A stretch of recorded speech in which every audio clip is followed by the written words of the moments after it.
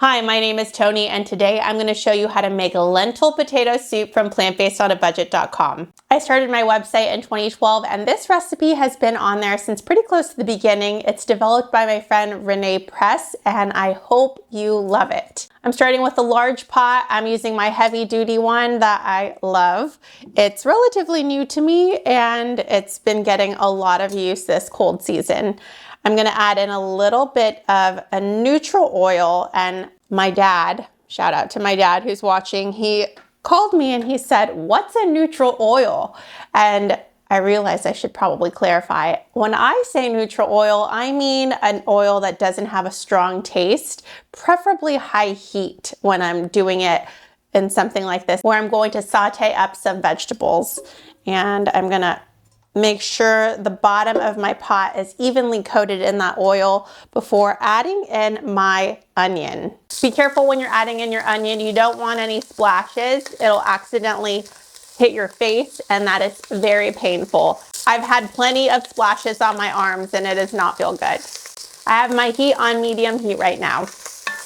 And I'm gonna let those sit for a moment and add in 1 tablespoon of cumin seeds. We're looking for whole seeds, and I'm using this because it was a lot cheaper than buying them in a container. This brand is called El Guapo, and I got it at Walmart. I'm doing 1 tablespoon. I want it to become very fragrant. I'm also going to press in at least 2 cloves of garlic. I've got some big cloves today. Add in as much as you'd like, as usual. I'm going to be using Renee's recipe as it's designed. So I'm going to do 2 because she called for 2. And then I'm going to stir it in. I actually met Renee through my website a long time ago. As I mentioned, I started it in 2012, and she reached out to me, or maybe I reached out to her. Somehow we connected, and she started contributing recipes. She's such a stellar cook. She does meal prep services in the Pacific Northwest, specifically in the Seattle area. And I know people who personally use her services and love them. I'll drop that below if you're interested, if you live in the Seattle area and are thinking you'd like a few meals prepped for you throughout the week. Now I'm gonna add in some chopped ginger. This is 1 inch.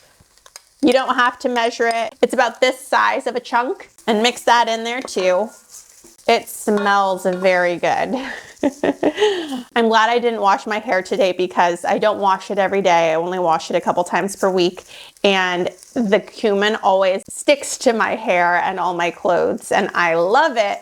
But when I go swing dancing or something like that, everyone can smell it on me. So if I know I'm meal planning for the week, I try to save my cumin dishes for the day before I wash my hair. My heat is still on medium, and you want to be careful to not let anything burn, especially those cumin seeds. Now add in 2 cups of potatoes. I'm using russet because those were the cheapest at the grocery store, but you can also use Yukon or really whatever potato that you have on hand. I would stay away from something like a purple or sweet potato to avoid changing the color of the soup, and sometimes sweet potatoes can overpower all the other flavors that are going on in this particular soup. I've got 1 cup of red lentils. I like red lentils because they're very fast cooking, but they are not a lentil that I go to often. I always use brown lentils in my lentil tacos and my lentil soup. So I always appreciate when I get to use my big batch of red lentils. Mix everything up. Now I'm going to add in 4 cups of broth. I'm going to make mine using the Better Than Bouillon, no chicken flavor. But you can also use homemade vegetable broth, the kind in the cartons or the cans, or if you're using bouillon cubes, that's totally fine too. I'm going to eyeball mine. I'm using the Better Than Bouillon no chicken flavor, as I usually do, and I'll link the one that I like from Amazon. It has the water Better Than Bouillon ratios in the directions, but I like to eyeball it and do a little taste test to see if it will be good for my family. I just brought it to high heat. I want to bring it to a boil where I'm going to simmer it for about 20 minutes. My soup is now at a boil. I'm going to cover it with a lid and let it simmer for 15 to 20 minutes. Okay, it's been about 20 minutes, so I'm going to remove the lid And I'm gonna drain any water that is caught in the lid before I make a big mess all over my space. And you wanna make sure that the potatoes have softened. That's how we're gonna know it's finished. They should be mashable. The soup is also gonna be really chunky right now, but we have a few options. We can either leave it as is. You can add in some coconut milk to make it a little bit creamier. You can also add in separately, one or the other, some silken tofu like this. And by adding this, you would get in an extra 5 grams of protein into your soup. So if you're counting protein or you just want to boost your protein, that's a good option as well. And the other option is to puree the soup, which is what I'm going to do. First, I'm going to add in a little bit of turmeric. This is half a teaspoon. And I like that it adds a boost of nutrients, but also I like that it makes the soup more of a vibrant color. I'm gonna add in some pepper.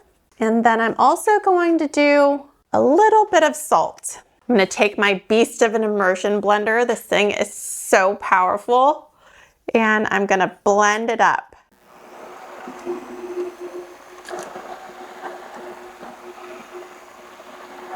Okay, I've blended about 2/3 of it. I want to have some chunky potatoes in there just because that's my preference. I like to have a little bit to bite into, but you're welcome to puree the whole thing or none of it at all. And if you don't have an immersion blender, you can also work in batches, pouring in some of this soup using one of these measuring cups or a mug and transferring it to a blender and then working in batches from there. But you want to be really careful because this is hot. And then whenever I'm done using my immersion blender, I take it off completely. Sometimes I'll unplug it. I've heard some horror stories, so I'm really careful using the immersion blender. I never stick my finger to try to clean out the stuff. If I'm going to try to clean out the stuff, like I will do right now, I'll make sure that it is detached completely from the immersion blender, just to be safe.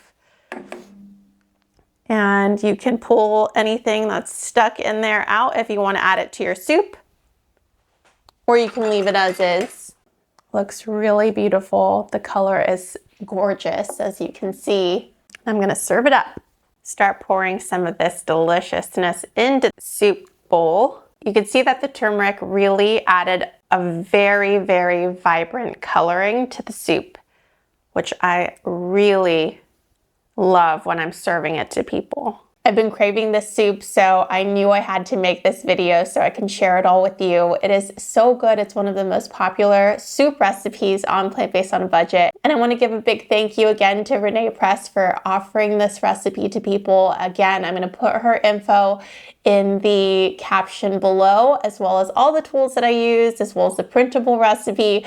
Make sure you give it a try. And if you do, please let me know how it turns out. Please give this recipe a thumbs up.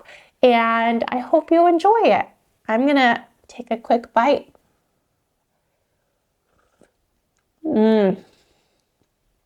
So good. All right, I hope you have a good rest of your day and I'll see you soon. Bye.